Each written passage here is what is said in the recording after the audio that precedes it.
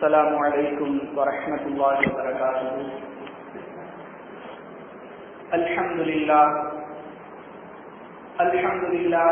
نحمده ونستعينه ونستغفره ونؤمن به ونتوكل عليه ونعوذ بالله من شرور أنفسنا ومن سيئات أعمالنا من يهده الله فلا مضل له ومن يضلله فلا هادي له وأشهد أن لا إله إلا الله وحده لا شريك له وأشهد أن محمدا عبده ورسوله أما بعد. قال الله تعالى: أعوذ بالله من الشيطان الرجيم. بسم الله الرحمن الرحيم. وجعل منها زوجها ليسكن إليها. وقال تعالى: الرجال قوامون على النساء بما فضل الله بعضهم على بعض. صدق الله المولانا العظيم. கண்ணியத்திற்குரிய எல்லாம் வல்ல அல்லாஹு ஜல்ல ஷானஹு தஆலாவின் நல்லடியார்களே, அல்லாஹ்வின் பேரருளால் அவனுடைய கட்டளையாகிய இந்த ஜும்ஆவுடைய வணக்கத்தை நிறைவேற்றுவதற்கும் அதன் ஒரு பகுதியாக அவனுடைய மார்க்கத்தை அதன் தூய வடிவிலே அறிந்து கொள்வதற்குமான நல்லதொரு வாய்ப்பினை நாம் எல்லாம் பெற்றிருக்கின்றோம்.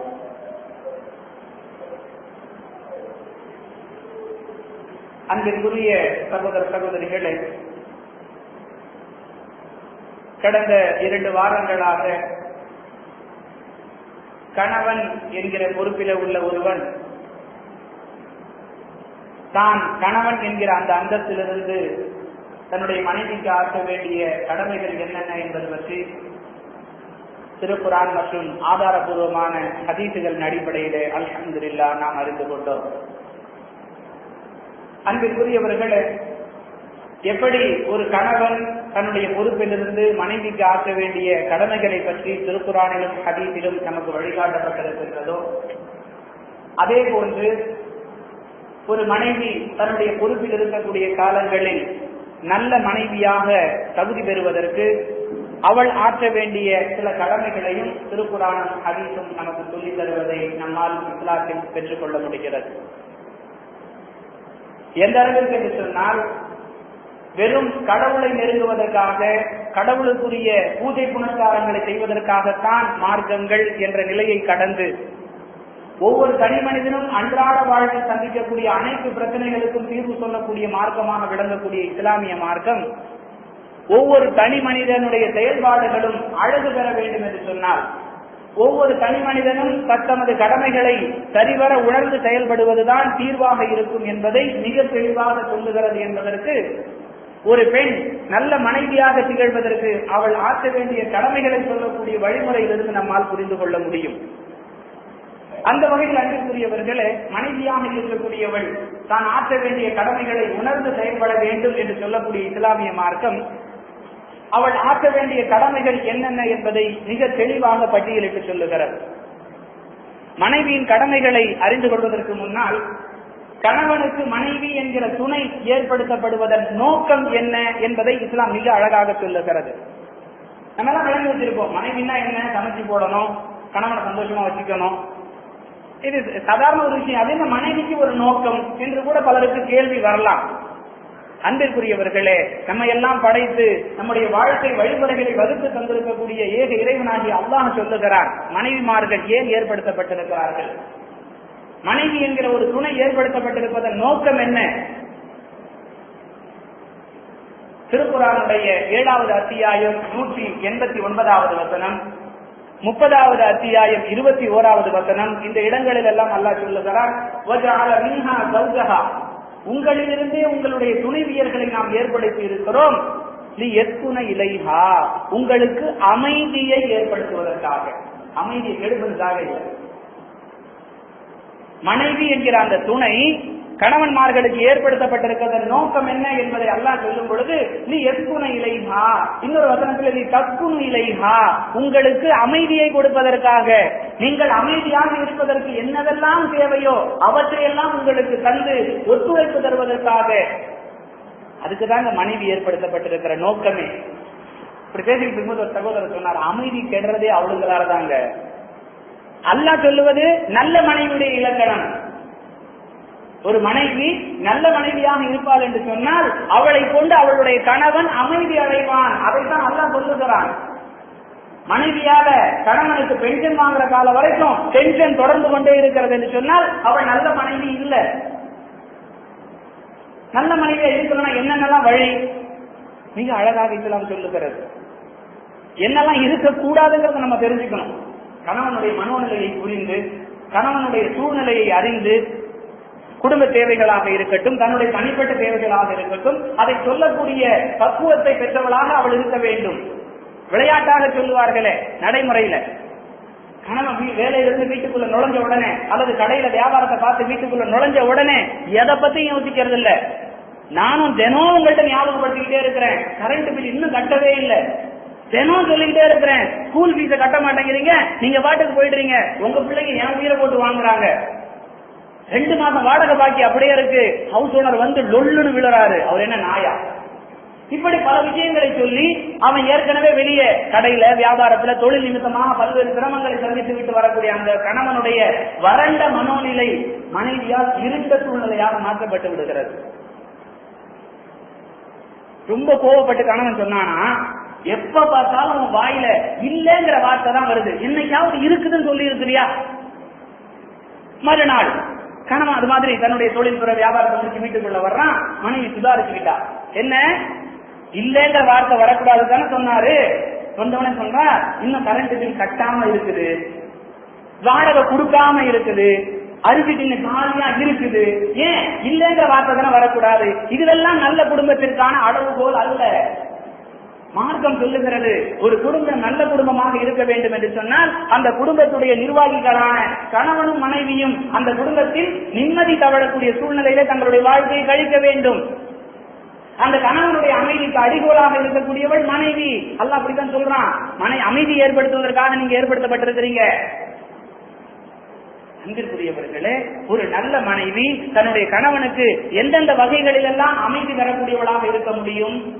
திருக்குரானையும் ஹதீஸையும் ஆய்ந்து பார்க்கும் பொழுது கணவனுக்கு ஆறுதல் தரும் விதமாக தன்னுடைய நடவடிக்கைகளை அமைத்துக் கொண்டால் ஒரு மனைவி அமைதி தரக்கூடியவளாக இருக்க முடியும். கணவனுடைய செயல்பாடுகளுக்கு ஒத்துழைப்பு வழங்குவதன் மூலமாக ஒரு மனைவி கணவனுக்கு அமைதி தரக்கூடியவளாக இருக்க முடியும். கணவனுடைய செயல்பாடுகளில் நல்ல விதமான ஆலோசனைகளை வழங்குவதை கொண்டு ஒரு மனைவி நல்ல மனைவியாக செயல்பட்டு கணவனுக்கு அமைதி தர முடியும். கணவனை மகிழ்விப்பதன் மூலமாக ஒரு மனைவி தன்னுடைய கடமைகளை ஆற்றி அவனுக்கு அமைதி தர முடியும். கணவனுக்கு கட்டுப்பட்டு நடப்பதன் மூலமாக ஒரு மனைவி அவனுக்கு அமைதியை தர முடியும். இதெல்லாம் குர்ஆன் ஹதீஸ் சொல்லக்கூடிய செய்திகள். அன்பிற்குரியவர்களே, உங்களுக்கு அமைதியை ஏற்படுத்துவதற்காக என்று அல்லாஹ் சொல்லக்கூடிய அந்த வார்த்தைக்கு இவர்களுடைய நடவடிக்கைகளின் மூலமாகத்தான் செயல் வடிவம் கொடுக்க முடியும். புகாரியில 3வது ஹதீஸ், ஆரம்பத்தில் முதல் வால்யூம்லே பார்க்கலாம். பெருமானார் ஸல்லல்லாஹு அலைஹி வஸல்லம் அவர்கள் ஜிப்ரீல் அலைஹிஸ்ஸலாம் அவர்களுடைய சந்திப்பின் பொழுது முதலாக வஹி கொடுக்கப்பட்டு திரை தூதராக நுபுவத் வழங்கப்பட்ட அந்த நேரம் படபடத்தவர்களாக ஒரு விதமான நடுக்கத்துடன் கூடிய ஒரு மனோநிலையிலே பெருமானார் ஸல்லல்லாஹு அலைஹி வஸல்லம் அவர்கள் வீட்டிற்கு வருகிறார்கள். ஜிப்ரீல் அலைஹிஸ்ஸலாம் அவர்கள் அல்லாஹ்வுடைய தூதர்வர்களை ஆற தழுவி இக்ரா ஓதுவீராக என்று சொல்லுகிறார்கள். சில வசனங்கள் நுபுவத் கொடுக்கப்பட்ட அந்த நேரம் பதட்டமான மனோநிலையோடு நடுக்கமான உடல்நிலையோடு அல்லாஹ்வுடைய தூதர் அவர்கள் வீட்டிற்கு வருகிறார்கள். கதீஜா ரலியல்லாஹு அன்ஹா அவர்களிடத்தில் சொல்லுகிறார்கள், ஜம்மிலூனி என்னை போர்த்துங்கள். கதீஜா ரலியல்லாஹு அன்ஹா அவர்கள் போர்த்துகிறார்கள். ஒரு சகஜமான நிலை பெருமானார் ஸல்லல்லாஹு அலைஹி வஸல்லம் அவர்களுக்கு வந்த பிறகு சொல்லுகிறார்கள், எனக்கு நடுக்கமாக இருக்கிறது, எனக்கு பயமாக இருக்கிறது, என்ன ஆயிருச்சுன்னு தெரியல அப்படிங்கிற ஒரு தன்னுடைய அந்த சூழலை வெளிப்படுத்தும் பொழுது கதீஜா ரலியல்லாஹு அன்ஹா அவர்கள் சொல்லுகிறார்கள், அல்லாஹ்வின் மீது ஆணையாக அல்லாஹ் உங்களுக்கு ஒருபோதும் சிரமத்தை ஏற்படுத்த மாட்டான். ஏனென்றால் நீங்கள் உறவினர்களோடு இணைந்து வாழ்கிறீர்கள், தேவையுள்ள ஏழைகளுக்காக பாடுபடுகிறீர்கள், சோதனையிலே சிக்கி தவிப்பவர்களுக்கு உதவி செய்கிறீர்கள், விருந்தினர்களை கண்ணியப்படுத்துகிறீர்கள். அப்படிப்பட்ட உங்களுக்கு எப்படி அல்லாஹ் சிரமத்தை கொடுப்பான்? ஒன்னாகாது, பதட்டப்படாது. நல்ல மனைவி, கணவனுக்கு அமைதி ஏற்படுத்தக்கூடிய மனைவி, வஹீனா என்னன்னு தெரியாது. முதலாக வஹீ கொடுக்கப்பட்டு பதட்டமான மனோநிலை, நடுக்கமான உடல்நிலை, என்ன ஆகுதுன்னு தெரியல, அல்லாஹ் ஏதோ எனக்கு சிரமத்தை கொடுத்துட்டானோ பயப்படக்கூடிய அண்ணலாருக்கு பதட்டத்தை தணிக்கும் விதமாக, அமைதியை தரும் விதமாக, எப்படிப்பட்ட வார்த்தை! அல்லாஹ்வின் மீது ஆணையா சொல்றேன், அல்லாஹ் உங்களுக்கு கஷ்டத்தை கொடுக்க மாட்டான். ஏன்? உங்க நடவடிக்கைகள் சரியாக இருக்கிறது. இப்படி ஆறுதல் சொல்வதன் மூலமாக, உண்மையிலேயே ஒரு பதட்டமான நிலைதான், அதுக்கு அச்சு என்னாச்சுன்னு தெரியல, இந்த மாதிரி வீட்டுக்கு வந்திருக்கீங்க, உங்களை எவன் போய் தொகையெல்லாம் உட்கார சொன்ன, தேவையில்லாத தலைவலி அப்படின்னு சொன்னாங்களா? கணவர் ஏதாவது நல்ல விஷயத்துக்காக, ஒரு பொது தேவைக்காக ஏதாவது ஒத்துழைப்பு தருவோம்ங்கிற நோக்கத்துல போயிருப்பாரு, அதுல சில சிரமங்கள் வந்திருக்கும். தற்கால மனைவிகள் என்ன, உங்களுக்கு ஏன் இந்த வேண்டாத வேலை, ஊர்ல எவனா ஆர்ப்பாட்டம் நடத்துறான், எவனா போராட்டம் நடத்துறான், எவனா போஸ்டர் ஓட்டுறான், தெருமு எக்கேடாவது எவனா கெட்டு ஓடிக்கிறான், உங்க வேலையை நீங்க பார்த்திருந்தா இந்த வம்பெல்லாம் வருமா? இப்படி சொல்லக்கூடிய மனைவிகளை பார்த்து பழகிய கணவன்மார்களுக்கு கதீஜா ரலியல்லாஹு அன்ஹா என்கிற ஒரு முன்மாதிரி மனைவி வித்தியாசமா தான் தெரிவாங்க. பதட்டப்படாதீங்க, முதல்ல சாந்தப்படுத்துறாங்க. அல்லாஹ் உங்களுக்கு ஒருபோதும் சிரமத்தை தரமாட்டான், உங்க நடவடிக்கைகள்லாம் சரியா இருக்குது. பிறகு வரக்கா பின் நௌஃபல் இடத்துல கூட்டிட்டு போறாங்க, அது நீண்ட சம்பவம். நிகழ்வின் மூலம் கிடைக்கக்கூடிய படிப்பினை என்ன? பதட்டத்தோடு நடுக்கத்தோடு இருக்கக்கூடியவர்களை மேலும் பதட்டம் அடையக்கூடிய நிலைக்கு அவங்க கொண்டு போகல, சாந்தப்படுத்துகிறார்கள். இப்படி எத்தனை மனைவிமார்கள் நம்மளே இருக்கிறார்கள், இருப்பார்கள் என்று சொன்னால் அவர்கள் தான் நல்ல மனைவிகள், தங்கள் கடமைகளை சரியாக நிறைவேற்றக்கூடியவர்கள். அவர்களை கொண்டு கணவன்மார்கள் அமைதி அடைவார்கள். அல்லாஹ்வுடைய தூதருடைய முதல் வகையின் பொழுதே ஒரு முன்மாதிரி சம்பவத்தை அல்லாஹ் நமக்கு நடத்தி காட்டும். இன்னும் பாருங்க, ஏதாவது ஒரு விஷயத்துல கணவர் குழந்தைய மனோநிலையோடு இருக்கிறார், என்ன செய்யறதுன்னு தெரியல, டென்ஷனா இருக்குது, குழப்பமா இருக்குது. அந்த மாதிரி நேரத்துல தங்களால் இயன்ற அளவிற்கு கணவனுடைய அந்த சூழ்நிலையை சரி செய்வதற்கு மனைவிமார்கள் ஒத்துழைப்பு கொடுப்பது அவர்களுக்கு அமைதி ஏற்படுத்தக்கூடிய ஒரு வழி. பெருமானார் ஸல்லல்லாஹு அலைஹி வஸல்லம் அவர்கள் ஹிஜ்ரி 6ஆம் ஆண்டு ஹுதைபியா உடன்படிக்கை எழுதி முடிக்கப்பட்டிருக்கக்கூடிய அந்த நேரம் உம்ரா செய்வதற்காக செல்கிறார்கள். அன்பிற்குரியவர்களே, நபி ஸல்லல்லாஹு அலைஹி வஸல்லம் அவர்களும் அவர்களோடு சென்ற சஹாபாக்களும் ஹரமுடைய எல்லைக்குள்ள காபத்துல்லாவுக்குள்ள அனுமதிக்கப்படல, தடுக்கப்படுறாங்க. ஏன்? ஹுதைபியா உடன்படிக்கையில சில விஷயங்கள் வெளிப்படையாக பார்த்தால் முஸ்லிம்களுக்கு பாதகமாக இருப்பது போன்று தோன்றும், அது தலைப்பு வேறாயிரும். அந்த ஹுதைபியா உடன்படிக்கையில் உள்ள ஷரத்துப்படி ஹரமுடைய எல்லைக்குள்ளாக அல்லாஹ்வுடைய தூதர் அவர்களும் அவர்களோடு சென்ற சஹாபாக்களும் அனுமதிக்கப்படல, வெளியே ஹரமுடைய எல்லைக்கு வெளியே தடுத்து நிறுத்தப்படுகிறார்கள். ரசூலுல்லாஹி ஸல்லல்லாஹு அலைஹி வஸல்லம் இப்படி முடிவு செய்யறாங்க, பிரச்சனை இல்ல, உள்ள போகலைனாலும் பரவாயில்ல, இங்கேயே நம்முடைய பிராணிகளை குர்பானி கொடுத்து இங்கேயே நம்முடைய தலைமுடிகளை களைந்து உம்ராவுக்குரிய விஷயங்களை வெளியே செஞ்சுட்டு போயிருவோம் அப்படின்னு சொல்லி சஹாபாக்கள் இடத்துல கட்டளை இடுகிறார்கள். எந்த ஒரு நபி தோழரும் அதுக்கு ரெடி ஆகல, யாரும் குர்பானி கொடுக்க தயாராகல, தலையில உள்ள முடிகளை களையிறதுக்கு ரெடி ஆகாம அப்படியே எல்லாரும் அப்படியே கவலை தோய்ந்த மனநிலையோடு உட்கார்ந்து கொண்டிருக்கிறார்கள்.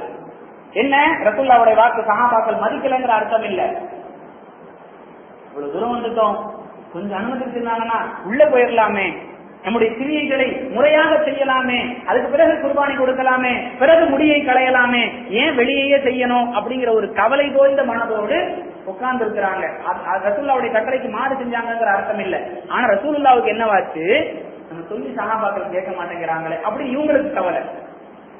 இந்த நிலையை கவனித்துக் கொண்டிருந்த பெருமானார் ஸல்லல்லாஹு அலைஹி வஸல்லம் அவர்களுடைய மனைவிமார்களில் ஒருவராக இருக்கக்கூடிய உம்மு சலமா ரலியல்லாஹு அன்ஹா வர்றாங்க. யார சொல்லலாம், ஏன் இதுக்காக கவலைப்படுறீங்க?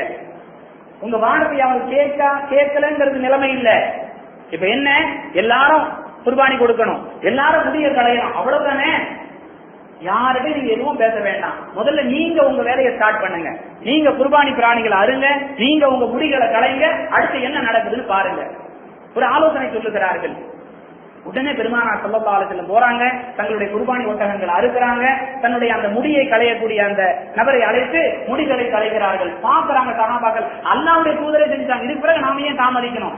ஹதீஸ்ல வருது, ஒருவரை ஒருவர் கொன்று விடுவார்களோ என்று பயப்படக்கூடிய அளவிற்கு முண்டி அடித்துக் கொண்டு குர்பானி பிராணிகளை அறுக்கிறதுக்கும் ஒருத்தர் இன்னொருத்தருக்கு தங்களுடைய முடிகளை களையறதுக்கும் ஆரம்பிச்சாங்க. அல்லாஹ்வுடைய தூதருடைய நோக்கம் நிறைவேறிவிட்டது. ஒரு நல்ல மனைவி கணவனுக்கு அமைதி தரும் விதமாக நல்ல ஆலோசனை வழங்கணும். அல்லாஹ்வுடைய தூதருடைய வாழ்க்கையில முன்மாதிரி பல படிப்பினை. ஒண்ணு, மனைவியை அடிமையாக நடத்தக்கூடாது, அவர் சொல்லக்கூடிய கருத்து நல்லதாக இருந்தால் அதை கேட்க வேண்டும், ஏற்று செயல்படுத்த வேண்டும் படிப்பினையும் இருக்கிறது. நல்ல மனைவியாக இருந்தால் கணவனுடைய நெருக்கடியான காலங்களில் அவனுக்கு நல்ல ஆலோசனைகளை வழங்க வேண்டும் அப்படிங்கிற கடமையும் இதில் புரிந்திருக்கிறது. புகாரியில 2732வது ஹதீஸ்ல மனைவி ஆலோசனை வழங்குவது அவள் மீது உள்ள கடமை, அதை ஏற்பது கணவனுக்கு வழிகாட்டுதல்ங்கிறத புரிய முடியுதா இல்லையா? இன்னும் அன்பிற்குரியவர்களே, ஏதாவது ஒரு விஷயத்திலே கணவன் பொறுப்பேற்றுக் கொண்டால், ஏதாவது ஒரு காரியத்தை செய்யறதுக்காக கணவன் பொறுப்பேற்றுக் கொள்ளக்கூடிய சூழ்நிலையில உங்களுக்கு இதெல்லாம் தேவையில்லாத வேலை, கம்முனி யாருக்கையாவது ஒப்படைங்க அப்படின்னு சொல்லக்கூடாது. நம்மால் அது விஷயத்துல என்ன ஒத்துழைப்பு வழங்க முடியும்? அது புகாரியில 2798வது ஹதீஸ்ல பார்க்கிறோம். ஒரு மனிதர் பெருமானார் ஸல்லல்லாஹு அலைஹி வஸல்லம் அவருடைய சமூகத்திற்கு விருந்தாளியாக வருகிறார். சாப்பிடுறதுக்கு எதுவும் இல்லை, அல்லாஹ்வுடைய தூதருடைய சமூகத்திற்கு விருந்தாளியாக வந்து விடுகிறார். ஏதாவது உணவு தேவையை கேட்டு நபி ஸல்லல்லாஹு அலைஹி வஸல்லம் தன்னுடைய வீடுகளுக்கு அனுப்புறாங்க. ஏதாவது சாப்பிடுறதுக்கு இருந்தா கேட்டு ஆள் அனுப்புறாங்க. அனைத்து மனைவிமார்களுடைய வீடுகளில் இருந்து வந்த பதில் பன்னீரை தவிர வேறு எதுவுமே இல்லை. மிகப்பெரிய ஆட்சி தலைவர், மிகப்பெரிய மார்க்க தலைவர், அல்லாஹ்வுடைய தூதர், எல்லா வீடுகளுடைய நிலைமையும் தண்ணீரை தவிர எங்க வீட்டுல ஒண்ணும் இல்லை அப்படிங்கிற பதில் தான். பெருமானார் ஸல்லல்லாஹு அலைஹி வஸல்லம் அவர்கள் அங்கு இருந்த சஹாபாக்களை பார்த்து கேட்கிறாங்க, இவரை யாராவது தங்களோடு விருந்தாளியாக சேர்த்துக் கொள்ள தயாரா இருக்கிறீங்களா? ஒரு அன்சாரி சஹாபி, நான் கூட்டிட்டு போறேன் யார சொல்லலாம் என்று பொறுப்பெடுத்துக் கொண்டு வீட்டுக்கு கூட்டிட்டு போறாரு. அவருக்கும் வீட்டுல என்ன இருக்குங்கிறது தெரியாது. வீட்டுக்கு கூட்டிட்டு போயிட்டு மனைவிடத்துல கேட்கிறாரு, இவர் அல்லாஹ்வுடைய விருந்தாளி, அல்லாஹ்வுடைய தூதருடைய விருந்தாளி, இவரை நல்ல விதமாக நாம் கண்ணியப்படுத்த வேண்டும் அப்படின்னு மனைவிட்ட சொல்றாரு. மனைவி சொல்றாங்க, குழந்தைங்களுக்கு இருக்கக்கூடிய உணவை தவிர வேறு இல்லை, குழந்தைங்களை சாப்பிட வச்சுட்டு நாம 2 பேரும் பட்னியாதான் படுக்கணுங்கிற நிலை. இவர் சொல்லுகிறார், எப்படியாவது பேசி சமாதானப்படுத்தி குழந்தைங்களை தூங்க வச்சிரு, பிறகு சாப்பாடை எடுத்து வச்சிரு, 3 பேரும் உட்காருவோம், விருந்தாளி நீ நான் 3 பேரும் அமருவோம், விளக்கை சரி செய்வது போது அப்படியே சரி செய்யற மாதிரி பாவலா பண்ணி விளக்க அணைச்சிரு, விருந்தாளி மட்டும் சாப்பிட்டு போட்டோம் அப்படின்னு சொல்லி ஒரு ஆலோசனை செய்கிறார்கள். குழந்தைங்க பத்தினால கொஞ்ச நேரம் அழுகுறாங்க, அப்படியே அழுது தூங்கிடுறாங்க. இருந்த உணவு எடுத்து வைக்கப்படுகிறது. எரிஞ்சுக்கிட்டு இருந்த விளக்க அந்த அம்மா சரி செய்கிற மாதிரி கிட்ட போய் ஏதோ பண்றாங்க, விளக்க வேண்டும்னு அணைக்கிறாங்க. வந்த விருந்தாளி சாப்பிட்டு விட்டு செல்லுகிறார். கணவன், மனைவி, குழந்தைகள் அனைவருமே ஒட்டிய வயிறோடு அன்ற இரவை கழிக்கிறார்கள். மறுநாள் காலையில சுபுஹ் தொழுகையில பெருமானார் ஸல்லல்லாஹு அலைஹி வஸல்லம் அவர்களை அந்த அன்சாரி தோழர் சந்திக்கிறார். அப்பொழுது நபி ஸல்லல்லாஹு அலைஹி வஸல்லம் அவர்கள் சொல்லுகிறார்கள், நேற்று இரவு நீங்கள் நடந்து கொண்டதை கண்டு அல்லாஹ் வியப்படைந்து விட்டான். ويؤثرون على أنفسهم ولو كان بهم خصاصة ومن يوق شح نفسه فأولئك هم المفلحون என்ற திருவசனத்தை அல்லாஹ் உங்கள் சம்பந்தமாக இறக்கி விட்டான். தங்களுக்கு தேவை இருந்த பொழுதும் அதை பொருட்படுத்தாமல் பிறருக்காக இவர்கள் தங்களை தியாகம் செய்கிறார்களே, தங்களிடத்தில் இருக்கக்கூடிய விஷயத்துல கஞ்சத்தனம் செய்யாத இவர்களை போன்றவர்கள் தான் வெற்றியாளர்கள் என்று அல்லாஹ் உங்கள் சம்பந்தமாக வகி இறக்கி விட்டான் என்று பெருமானார் ஸல்லல்லாஹு அலைஹி வஸல்லம் சொல்லுகிறார்கள். எத்தனை பேர் ஆலோசனை பண்ணாம கூட்டிட்டு போற அளவுக்கு மனோநிலை உள்ளவர்களாக இருக்கிறோம். விருந்தாளியை கூட்டிட்டு போறது அப்புறமுங்க, வீட்டு தேவை விஷயத்துல கூட துணிந்து முடிவெடுக்கக்கூடிய கணவன்மார்கள் எத்தனை பேர்.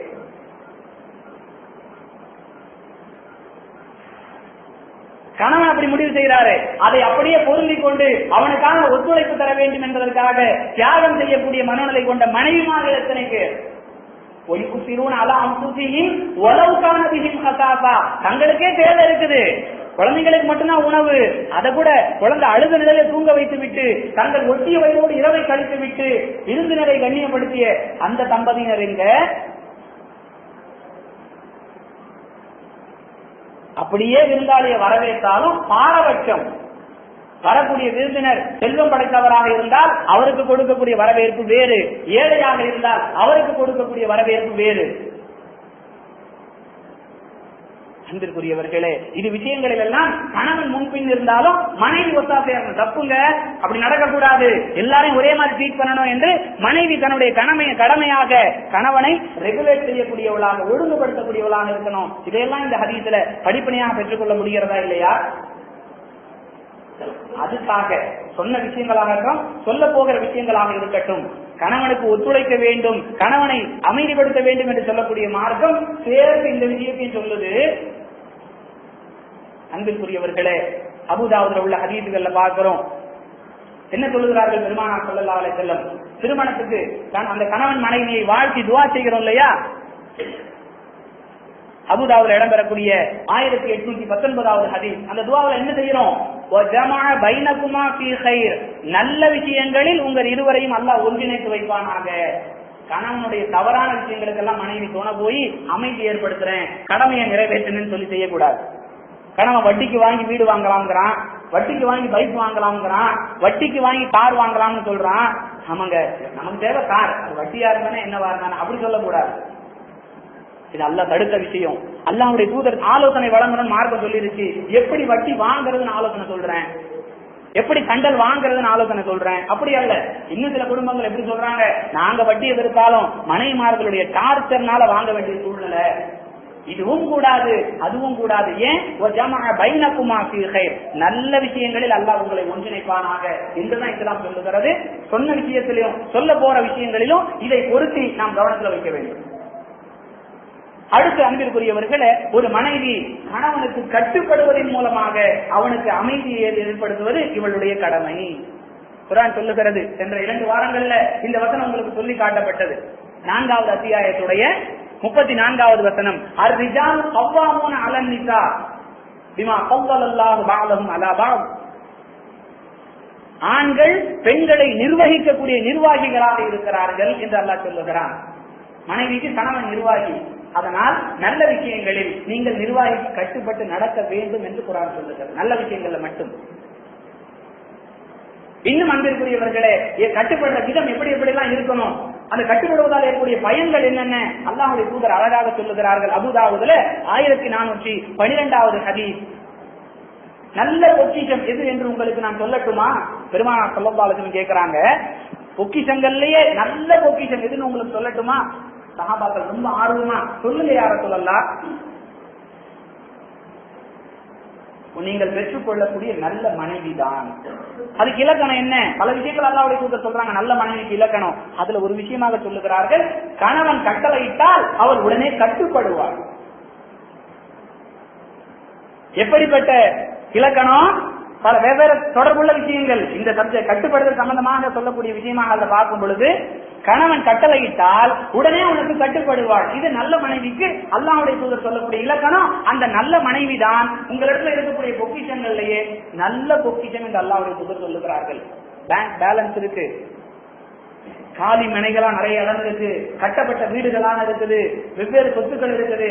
மனைவி நல்லவளாக இல்லை என்று சொன்னால் அந்த கணவன் எவ்வளவு சொத்து வச்சிருந்தாலும் பிரயோஜனம் இல்லை. ஏன்? அல்லாஹ்வுடைய தூதர் வெவ்வேறு இடங்களை சொல்றாங்க, அத்துன்யா குல்லுஹா மதா வ கைர மதாஇ துன்யா அல் மர்அத்து ஸாலிஹா. உலகத்துல உள்ள எல்லா விஷயங்களும் நீங்கள் இன்பம் அடைவதற்காகத்தான். அதுல சிறந்தது எது தெரியுமா? நல்ல பெண் என்று சொல்லுகிறார்கள். எல்லாம் இருந்து இங்கு சந்தோஷம் தரக்கூடிய வாய்ப்பு இல்லை என்று சொன்னால் எது இருந்தும் பயன் இல்லை. அப்போ நல்ல மனைவிக்கு இலக்கணம் அல்லாஹ்வுடைய தூதர் சொல்லுகிறார்கள், கணவன் கட்டளையிட்டால் கட்டுப்படுவார். அபூதாவுது ஹதீஸ் தொகுப்புல 1412வது ஹதீஸ்ல பாக்குறோம். இன்னும் சொல்றாங்க பெருமானார் ஸல்லல்லாஹு அலைஹி வஸல்லம் அஹ்மதுங்கிற ஹதீஸ் தொகுப்புல 1571வது ஹதீஸ்ல பார்க்கிறோம், ஒரு பெண் 5 வேளை தொழுது ரமலான் மாதத்திலே நோன்பு நோற்று, 5 வேளை தொழுது ரமலான் மாதத்திலே நோன்பு நோற்று தன்னுடைய கற்பையும் பாதுகாத்து தன்னுடைய கணவனுக்கு கட்டுப்பட்டு நடந்தால் மறுமை நாள் அவளை பார்த்து சொல்லப்படுமா, நீ சொர்க்கத்துடைய வாசல்களில் விரும்பிய வாசல் வழியாக நுழைந்து விடு. எவ்வளவு பெரிய சுப செய்தி! செய்ய வேண்டிய வேலை ரொம்ப சுலபமானது, சொல்லப்பட்ட செய்தி உயர்வானது. 5 வேளை தொழுது. நம்ம மக்கள் எப்படி, நான் தொழுக போறேன் வந்து தாப்பால் போட்டுக்க, நீ தொழுன்னு சொல்றதே இல்லை.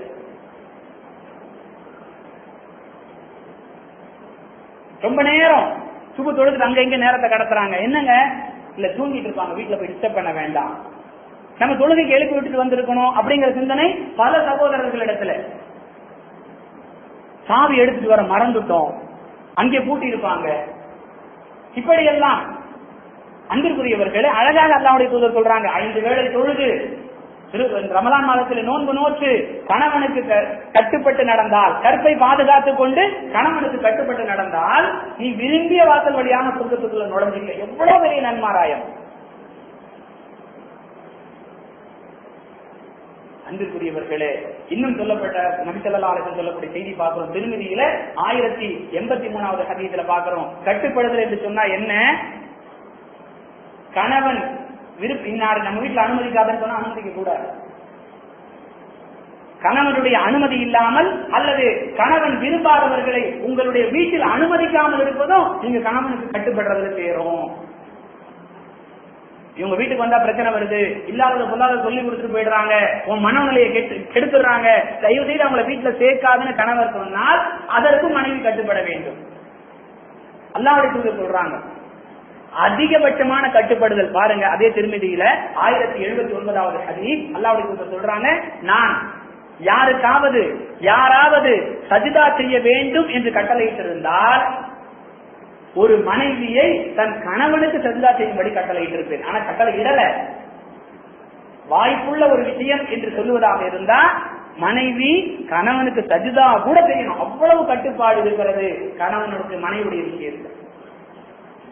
இதை விட வேற என்ன சொல்லணும் கட்டுப்படுறது சம்பந்தமா? இதுவெல்லாம் நல்ல மனைவிக்குரிய கடமைகளாக இஸ்லாம் சொல்லுகிறது. இன்னும் பெருமானார் ஸல்லல்லாஹு அலைஹி வஸல்லம் அவர்கள் சொல்லுகிறார்கள், ஒரு நல்ல மனைவியுடைய கடமைகளிலே ஒன்று கணவனிடத்துல நன்றி உணர்வோடு நடக்கணும். புகாரியில 304வது ஹதீஸிலே பார்க்கிறோம், பெருமானார் ஸல்லல்லாஹு அலைஹி வஸல்லம் சொல்றாங்க, எனக்கு சொர்க்க நரகங்கள் எடுத்து காட்டப்பட்டது. சொர்க்கத்தில் அதிகமாக ஏழைகள் இருக்கத்தக்கே.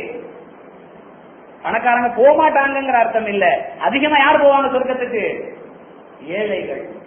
நரகத்துல பெண்கள் அதிகமாக இருக்கத்தக்கே. கேக்குறாங்க ஒரு பெண்மணி, அல்லாஹ்வுடைய தூதரே, ஏன் நாங்க ஏன் நரகத்துக்கு அதிகமா போறோம்? அதுக்கு என்ன காரணம்? சொல்றாங்க அல்லாஹ்வுடைய தூதர், துக்ஃபிருல் லஅன வ தக்ஃபுருல் அஷீர. நீங்கள் அதிகமாக சாபம் எடுக்கிறீர்கள். பிள்ளைங்களை கொள்ளையில போக, கழுத்தல்ல போக, வாந்தி பேச்சில போக, பாடையில போக, அது அவங்கவுங்க வட்டார வழக்கு மொழிக்கு தகுந்த மாதிரி. அடுத்து சொல்றாங்க, உங்கள் கணவர்கள் விஷயத்தில் நீங்கள் நன்றி கட்டத்தனத்தோடு நடந்து கொள்கிறீர்கள். எவ்வளவுதான் செஞ்சாலும் ஒரே ஒரு விஷயம் செய்ய முடியாத சூழ்நிலைக்கு அவன் தள்ளப்படுவான். உன் கூட வாழ்ந்த இந்த 25 வருஷத்துல என்னத்தை கண்டேன்? சர்வ சாதாரணமாக வெளிப்படுத்தக்கூடிய அந்த வார்த்தை நரகத்திற்கு கொண்டு போய் சேர்த்து விடுகிறது. அல்லாஹ்வுடைய எச்சரிக்கிறாங்க. நன்றி கட்டத்தனத்தோடு நடக்காமல் இருப்பது மனைவிகளுக்கு கணவன் மீதுள்ள கடமை. அடுத்து அன்பிற்குரியவர்களே, அவனை மகிழ்விப்பதன் மூலமாக அவனுக்கு அமைதியை கொடுத்து அதன் மூலம் நிம்மதி பெற செய்வது மனைவியுடைய கடமைகளாக அல்லாஹ்வுடைய தூதர் சொல்றாங்க. பார்வையிலேயே மகிழ்விப்பார். அபூதாவுதில் உள்ள அந்த 1412வது ஹதீஸ் நல்ல மனைவிங்கிற அந்த இலக்கணத்துல சொல்லும் பொழுது அல்லாஹ்வுடைய தூதர் சொல்றாங்க, கணவன் உன்னை பார்க்கும் போதே அவன் சந்தோஷப்படணும். அந்த அளவுக்கு உன் நடவடிக்கைகள் அவனை மகிழ்வூட்டும் விதமாக இருக்க வேண்டும். இன்னும் புகாரியில 5195வது ஹதீஸ்ல பார்க்கிறோம், கணவன் உள்ளூரில் இருக்கும் பொழுது அவன் அனுமதி கேட்காம நபீல் நோன்பு கூட வைக்க கூடாது. ஏன்? அவனுக்கு எப்பொழுது வேண்டுமானாலும் நீ தேவையுள்ளவளாக இருக்கலாம். உள்ளூர்ல இருக்கும் போது அவன் அனுமதி வாங்காம உபரி வரலான நோம்புக்கு அனுமதி கேட்க தேவையில்லை. நபீல் நோம்பு வைக்கிறதா இருந்தா அவன்கிட்ட அனுமதி கேட்கணும். ஏன்? எந்நேரத்திலும் நீ அவனுக்கு தேவைப்படலாம். இன்னும் திருமதியில 1160வது ஹதீஸ்ல பார்க்கிறோம், சமையல் அறையில் நீங்கள் வேலை பார்த்துட்டு இருந்தாலும் கணவன் தேவை என்று அழைத்தால் வெட்டி வியாக்கியானம் பேசக்கூடாது. உடனே அவனை சந்தோஷப்படுத்தும் விதமாக போகணும் சொல்லிட்டு அல்லாஹ்வுடைய தூதர் சொல்றாங்க. திருமதியில 1161வது ஹதீஸ்ல பார்க்கிறோம், கணவன் திருப்தி அடைந்த நிலையில், ஒரு பெண் அவள் மீது கணவன் திருப்தி அடைந்த நிலையில் அவள் மரணிப்பாள் என்று சொன்னால் அவள் சொர்க்கம் செல்வது உறுதி. இதுக்கு மாற்றமாக கணவனை கோபப்படுத்தும் விதமாக, அவனை சந்தோஷப்படுத்துவதற்கு தயக்கம் காட்டும் விதமாக ஒரு பெண் நடப்பாள் என்று சொன்னா அதனுடைய ரிசல்ட் என்ன? முஸ்லீம்ல 1436வது ஹதீஸ்ல பார்க்கிறோம், கணவன் ஒரு பெண் மீது கோபம் கொண்ட நிலையில கணவனை மகிழ்விப்பதற்காக சந்தோஷப்படுத்துவதற்காக கணவன் அழைக்கும் பொழுது அதை மறுத்து அதனால் கணவன் அவள் மீது கோபம் கொண்ட நிலையில அவள் இரவை கழிப்பாள் என்று சொன்னால் விடியும் வரை மலக்குகள் அந்த மனைவியின் மீது சாபமிட்டுக் கொண்டிருக்கிறார்கள். அல்லாஹ்வுடைய சொல்றாங்க. புகாரில் வரக்கூடிய இன்னொரு அறிவிப்புல விடியும் வரை அல்லாஹ் அந்த மனைவியின் மீது சாபமிட்டுக் கொண்டிருக்கிறான். அன்பிற்குரியவர்களே, ஒரு மனைவி நல்ல மனைவியாக இருக்க வேண்டும் என்று சொன்னால் எதையெல்லாம் இஸ்லாம் சொல்லுகிறதோ அதையெல்லாம் கடைபிடித்து, எதையெல்லாம் தவிர்க்க வேண்டும் என்று சொல்லுகிறதோ அதையெல்லாம் தவிர்த்து வாழக்கூடிய நல்ல மனைவிமார்களாக, நல்ல பெண்களாக இந்த சமுதாய பெண்களை அல்லாஹ் ஆக்கி அருள்வானாக. வாஹிரு தவானா அனில் ஹம்துலில்லாஹி ரப்பில் ஆலமீன்.